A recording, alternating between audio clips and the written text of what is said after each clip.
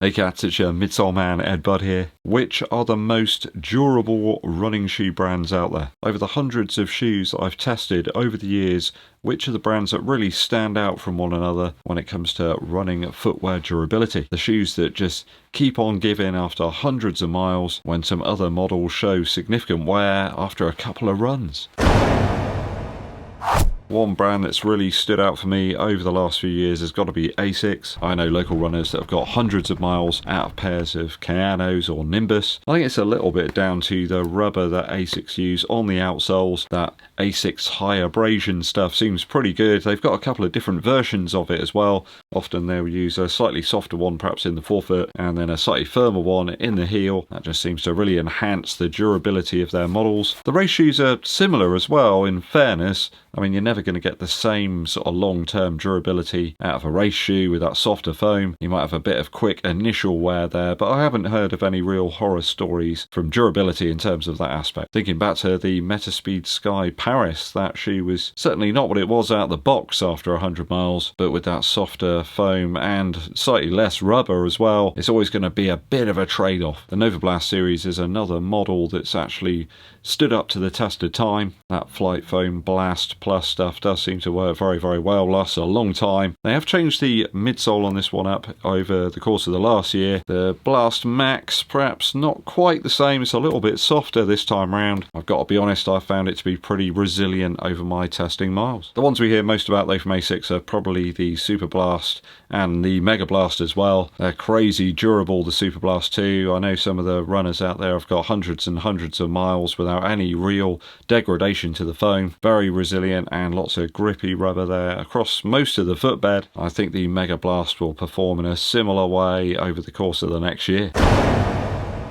When it comes to Nike shoes, I found them to be sadly not quite as durable as ASICS. Not perhaps from a midsole perspective, but the rubber used on the outsole of Nike shoes doesn't seem to cut the mustard. I think it's slightly on the cheaper side. It seems to wear initially very quickly. I've seen that on the Pegasus and Vomero standard models. I haven't really seen any uppers like fall into bits or anything from Nike. They always seem to be a little bit thicker perhaps and slightly more padded than some other brands. Despite some aesthetic wear, I've actually found the Alphafly 3 to be a bit of a tank actually. It does hit the spot from durability. I would try to avoid, very wet conditions, as this Sumex foam does seem to crinkle up and crease, but as long as you take care of them, they do last. I can't say the same about my pair of the Vaporfly 4 though. I had to repair actually the other shoe. There's a big piece of foam just tore away. Luckily managed to glue it back down, but I'm having to do that now every few times I use the shoe. So just need a little bit of care to get the best out of these. Also the rubber used on some of the Nike race shoes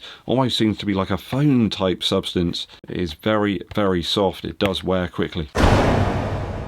ADIDAS next. I found their shoes, certainly from the Adi Zero range, to be exceptionally durable over the course of the last year. Shoes like the Boston 13, the Adios 9 and their Takumi Sen 11. Prime X3 as well, has to be said. Very resilient foams. They leave the uppers on the shoes very simple as well. It's just less to go wrong. That light traction polyurethane stuff that they use on the outsoles really is fantastic from a durability perspective. It's a bit of a game changer really, just kind of grants exceptional longevity, almost no wear in fact on the Adi Zero models I've tried out over the last few months. It's quite amazing really considering the use I've got out of them. I think I took a pair of the Prime X Strung originals up to about 200 miles and they were still absolutely fantastic, very usable, almost no wear on the ridges compared to other models in that kind of category. I do hope the Three Stripe brand continue to use that light traction stuff and stick with the same design ethos really. You can get some significant training and racing out of their models, get some real value for money. In fact, I can't remember a single ADIDAS shoe just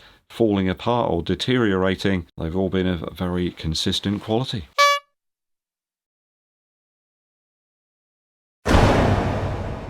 Talking Puma next, that Puma grip stuff that they've got on the outsole of their daily shoes and their race shoes too. Exceptional durability. It does provide some really great protection to the softer nitrogen infused foams that they're using. Options like the Deviate Nitro 3 and the Elite version of that shoe have been great for longevity. The foams and rubbers maintaining the properties long after my initial testing. They don't tear and they don't lose their grip over time. They don't seem to be anywhere near as bad as well for getting punctured by sort of sharp thorns or little rocks. They've got the balance just right between durability and softness. I think the Fast R3 is perhaps the only exception to the rule, and I mean, you can't have it both ways. You've got an ATPU foam here, which is very soft. The midsole's not perhaps the most durable. I think that's a little bit down to the thinner rubber application you've got here, especially in the heel. Does mean the foam can get damaged a little bit easier than some other models if you compare it up to something like the ADIDAS Pro 4 or perhaps the Endorphin series from SAUCONY. That aside, all the uppers have been fantastic on the Puma shoes I've tested out over the last year, and they're right up there in terms of running shoe durability.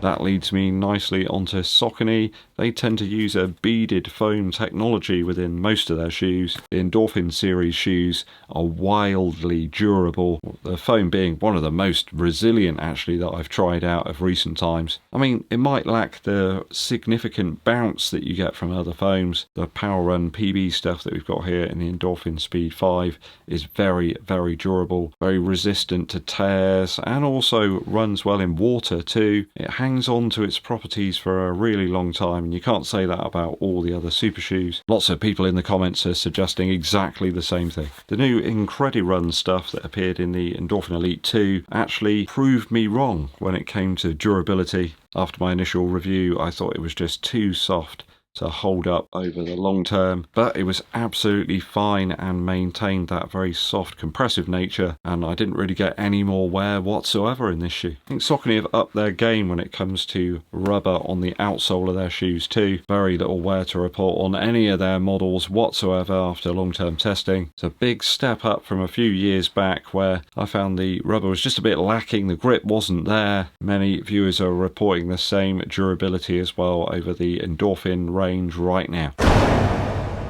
Brooks models might not always be, the highest fashion options out there, but they're built like tanks and they just keep on giving. Found the rubber on the Glycerin Max and also the Hyperion Max 3 holding up really well. Some thick applications there, and if you want miles for your money, then Brooks is probably the way to go. I haven't seen any issues of separation or like early damage after longer term testing from any of the viewers out there. Things like the Ghost Max 3 and perhaps like the Ghost 17, all equally as good for durability. Hyperion Tempo Original, in fact, was one of my real favourites for longevity. That shoe just got better and better the more I used it. A little bit like some of the Adizero models now. Lots of people seem to really respect Brooks as well for durability. Certainly in the recent poll that I've ran on the channel, go and check that one out if you haven't voted already. I've only reviewed a few HOKAs over the course of the last few years. The Rocket X2, Silo X1, both of those were fine for durability. Like at 100 miles there weren't any major problems aside from a few overlays peeling off. So with New Balance really, too few models to give a really comprehensive rundown on those. The Rebel 5 is okay, did go flat a little bit quickly perhaps, and the rubber on the SC Pacer V1 and the SC Trainer V3 was just mounted a little bit too flush to the foam, so it didn't really give a chance for the foam to have any real durability. It sort of touched the floor before the rubber did. When you've got soft, fragile midsole foams like that, then you really need some more considerable rubber. So pretty close call really between some of the brands there. There's a few that do stand out though from the others. If I was to list my top 5, probably be at 5 Nike, 4 has got to be Saucony, 3 I'd give to ASICS, 2 for Puma, and number 1 position for Adidas. Pretty close though between the top 3, it has to be said. That's just my take though. Which brands are you finding to be the most durable in 2025? Let us know down in the comments. Quick musical interlude for you. Today comes from A Tribe Called Quest with their album Midnight Marauders. Gotta be the track Steve Biko, Stir It Up. Absolutely fantastic beats on this one. They're so good. The sheer range of samples that's being used within this track just makes it one of the classics out there from the time period. When it comes to hip hop, if you've not sort of dived in to the Tribe Called Quest stuff, you really need to do that when you're thinking about the very primitive technology that was around at the time, the amazing sounds that they get out, the quality as well of the production. on this album is so good, and the tracks come with a message too. I think you can probably figure out what the message is within this one. Go and check it out. Steve Biko, Stir It Up from Midnight Marauders by A Tribe Called Quest. There you are. You get to learn about the durability of running shoes and some fantastic hip-hop as well. Hip-hop history. Hit that subscribe button and give this video a thumbs up like. Also drop us a comment, help with the algorithm. My name's Ed Bud and I'll be seeing you